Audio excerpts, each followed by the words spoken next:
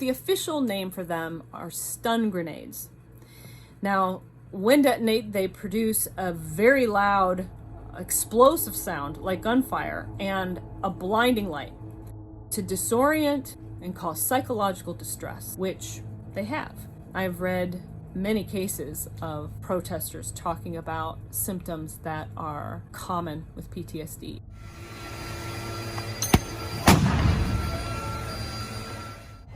I said to Brian a few minutes ago, it's like a battle out here, and I tell you what, it's not like a battle. It is a fucking battle. I mean, it just sounded like gunfire back and forth, and it was scary. It's a battle for our rights.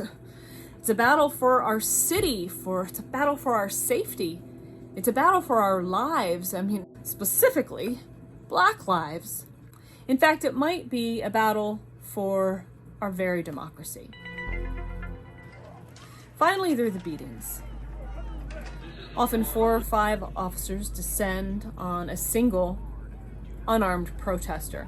Usually when they're just standing there, they're turning and walking away, or have their arms up or something. The most famous instance that hit national news was against a Navy veteran like me, who had walked up to a line of feds to ask them if they felt they were upholding their oath to the Constitution.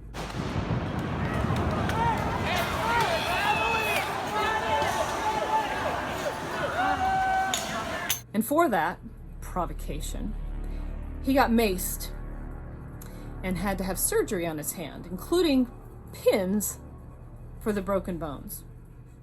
I'd like to once again reiterate that these officers are equipped with military-grade protections and weapons.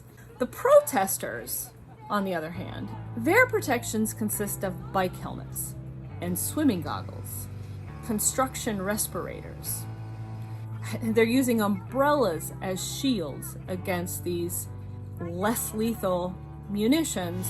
Recently, over the last couple of weeks, we've started seeing things like protesters bringing hockey sticks to knock away the tear canisters, leaf blowers to blow the gas away, and some of them have been bringing things like plywood signs, where it's used as a protest sign, but it's also used as a shield. Some of them have like rain barrels that have been cut in half to use as plastic shields against these high velocity, less lethal munitions. This is not violence. This is self-protection. They are resisting violence. So this brings me to some things I'd like to address that I hear often. They say, okay, so why are they coming armed with these things if they're not ready to fight? And the simple answer to that is because they've been doing this for 62 days and counting, and they know that every night they are attacked with chemical weapons and less lethal munitions night after night. They're protecting themselves. That's why they come dressed that way.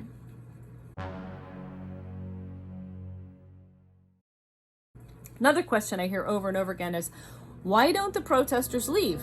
Why don't they go home? If they go home, the violence will end. Or why don't they protest someplace else?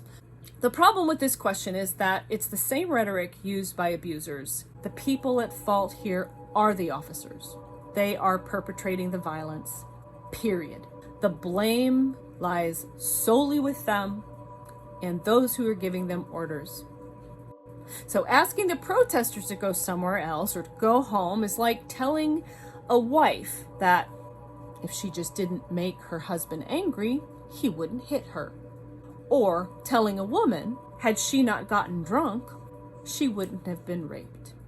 It's that simple. This is the language of the abusers. This is the language of the oppressors. The real questions here should be, why are these officers perpetrating such drastic aggression and traumatizing violence onto unarmed, nonviolent protesters?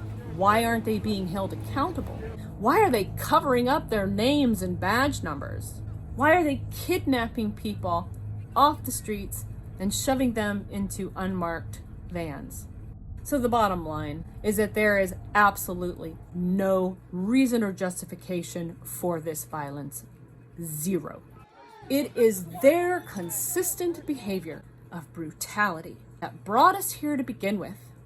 Tear, tear gas in my throat and my eyes. So back to the feds and Trump's unlawful occupation.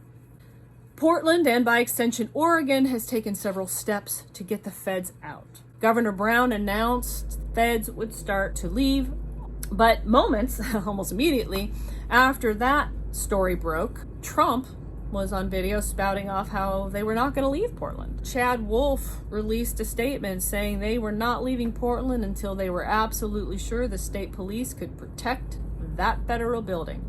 Again with the building. What about our lives and our safety? Does this government put property above people? Of course, that's a rhetorical question because we know that they do. There are other measures that Portland and the ACLU and the Oregon Attorney General have taken, but none have worked yet. But we're not giving up. These are scary, scary, unprecedented times.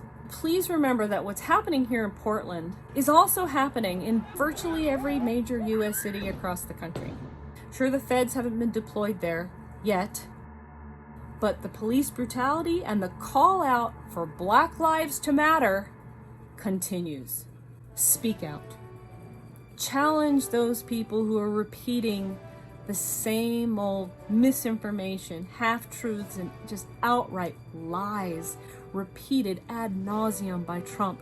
We must replace this propagandist narrative with what's really happening here in Portland. Share this video. Share the countless videos from these journalists on the ground who are showing you what's happening night after night. And remember that just because you can't do everything doesn't mean you shouldn't do anything, because anything is better than nothing. Thank you for listening. May you find peace.